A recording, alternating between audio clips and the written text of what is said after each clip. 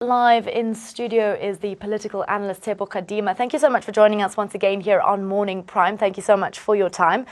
Firstly, let's talk about reprioritizing the budget. What will need to go and what will need more of a focus, do you believe?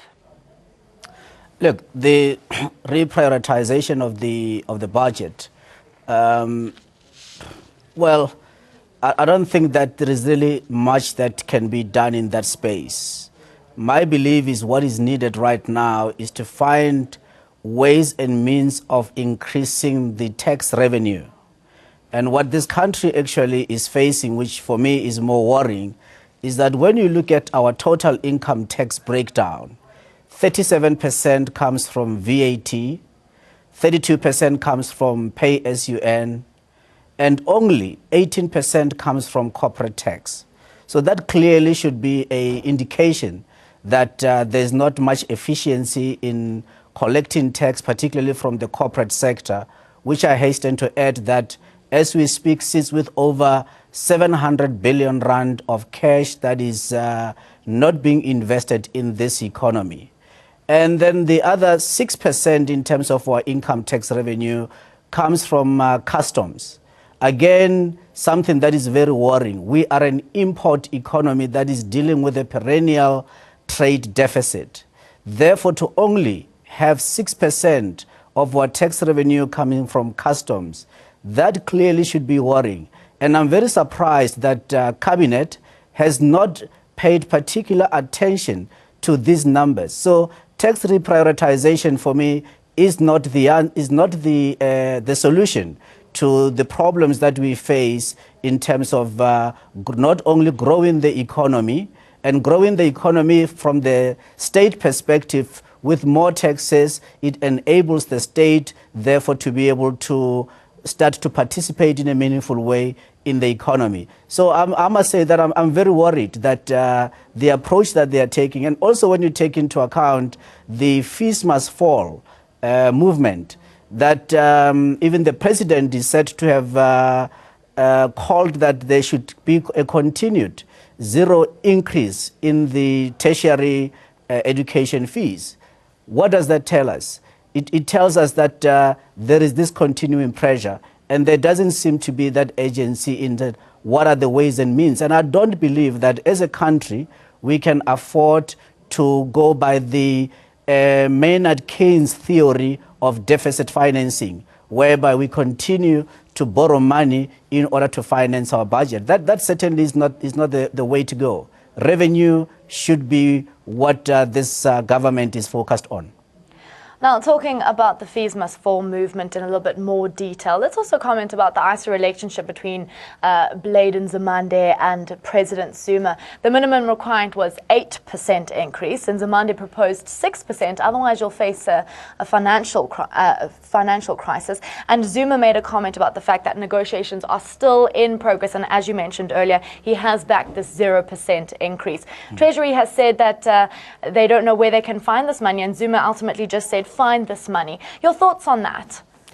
Yeah, for the president to say, look, find the money, I support that. And where can they find the money? I believe that the way to find the money is really a drastic and systematic reform and overhaul of our tax code, which is antiquated. So clearly, that is what they should be focusing on. And the Minister of Finance, Mr. Pravin Gordhan, that's where his focus is supposed to be, ensuring that there is enabling legislation and ensuring that South African Revenue Service is equally able to collect more taxes as they can. The capacity is certainly there.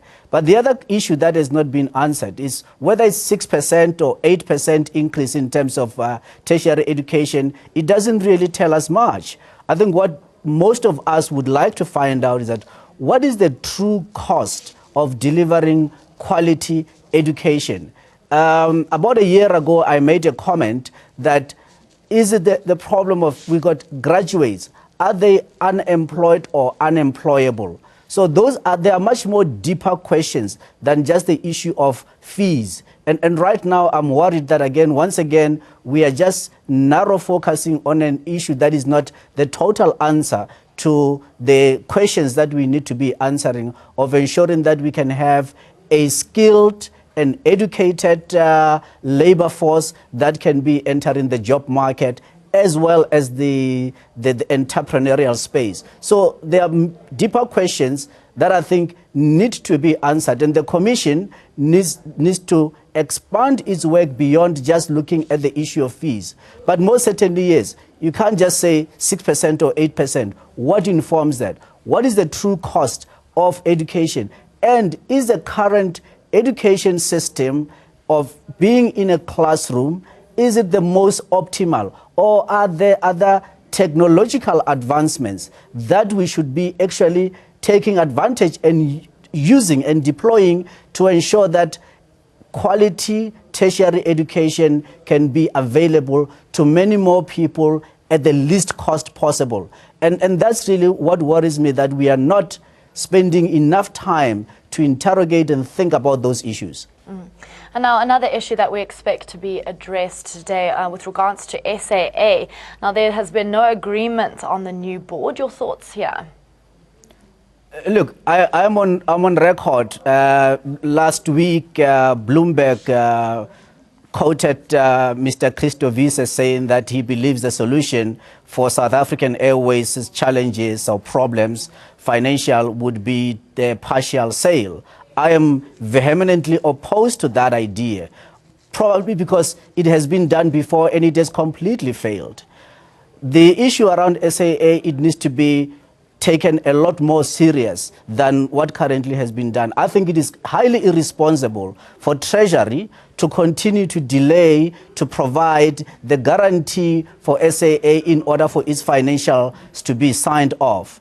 And also for both Treasury and South African Airways not to explain in detail that the 5 billion rand that they need to show up the balance sheet is not as a direct result of operating losses, but is resultant from the mark-to-market principle, which has seen South African Airways balance sheet having larger impairments than the liabilities, which largely come from financing. Operationally, the airline continues to generate positive cash flows. It continues to meet its obligations. But it is that principle of mark-to-market in terms of accounting that unfortunately has stung not only South African Airways, but there are many other companies that we can be able to cite examples of that found themselves in that. BHP Billiton, for example, has suffered the largest loss in 15 years. And when you look at the causes of that loss that is reported by BHP Billiton, it comes largely from what? From impairments and not from operations. And the more we have this unfortunate but sinister narrative that SAA is bankrupt, I think we as a country are going to feel the effects, because South African Airways is so important to the economy of this country. It employs over 10,000 people. It spends over 25 billion rand a year in procurement. That is a direct impact that it has on the economy of this country. So to then go and be playing a game, as it would appear, with whether or not to grant it the necessary financial support that it needs, I think that is downright dangerous to the economy of this country. It is important that this airline should indeed have a full complement board, but also the minister has made utterances that he believes that South African Airways needs a completely new board with a completely new executive management. And that is irresponsible in my view, purely because you cannot do away with institutional memory. The people that are there, continuity is important. And this is not a brand new business. It needs that continued institutional memory and continuity from the board. But certainly, yes, you need to have a full complement of a board, and it needs to be supported. But also it needs to find ways and means of being a low-cost producer as are other airlines, such as Southwest Airlines in the United States, for example, which has made profit year after year since 1973. So it is possible. Or EasyJet in Europe, if you look at their operating model, they have found ways and means of being a low-cost producer at all aspects, despite the high oil prices or the volatile oil prices that affect all airlines.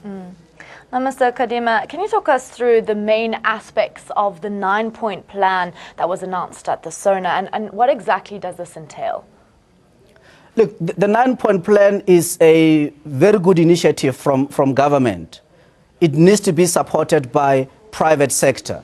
So what I'm seeing there is that there's been more talk around it than actually action. We now need to get to a point whereby we're seeing that there is tangible action in putting in place this. In terms of the 9-point plan, for example, let's look at the oceans economy, or the blue economy as they refer to it.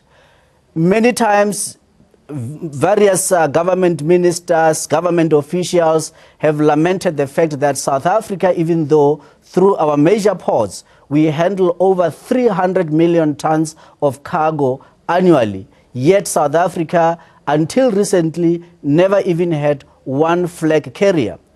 And it has been identified that there is great opportunities in terms of employment, in terms of ensuring that there is a greater impact in our economy by ensuring that South Africa and South African businesses start to play a role in the maritime sector. But it has only remained talk. I believe that there needs to be a lot more agency of ensuring that. I'll give an example. A friend of mine, A.J. Mthembu, when he was president of Santaco a number of years ago, he gave me this lesson which for me really has changed my outlook and my way of life. And I just wish that, in fact, this should be the outlook we have as a country. He was saying to me, he says, listen, Tshepo, you guys are very educated. You write feasibility reports, you write business plans and everything else. He said, we in the taxi business, we don't write a business plan, we don't write a feasibility report. When we see a shopping mall open, we send a taxi. At the end of the day, we ask the driver, how many people did you carry today? Should we be sending 2 or more taxis? And that's how we do. And then at the time, he was telling me that the taxi industry in South Africa's contribution to our GDP is 40 billion rand annually, carrying over 16.5 million people daily. That is a success. Why? Because they just went ahead and did it. And what am I saying? Even in terms of the 9-point plan, we need to go beyond just talking about it. Now, even with the National Development Plan, I hear that there is branding. We need to go beyond those things.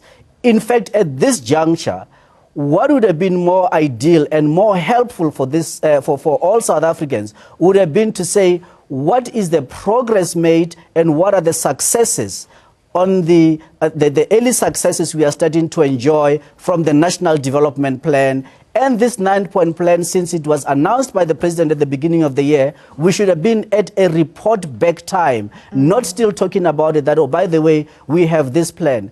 And also it has been proven beyond any doubt that the so-called, the elusive rather, foreign direct investor has not eventuated. Because in South Africa, when you look at, when we talk about foreign direct investment, we talk about the foreign direct investors who are going into bonds and equities. And those don't have any impact in terms of growing the economy more than, let's say, to the extent that actually we need to have this economy be growing at the 4 to 6% as outlined in the National Development Plan. So these are very serious issues that I find that we are not paying particular attention, or there's not enough agency.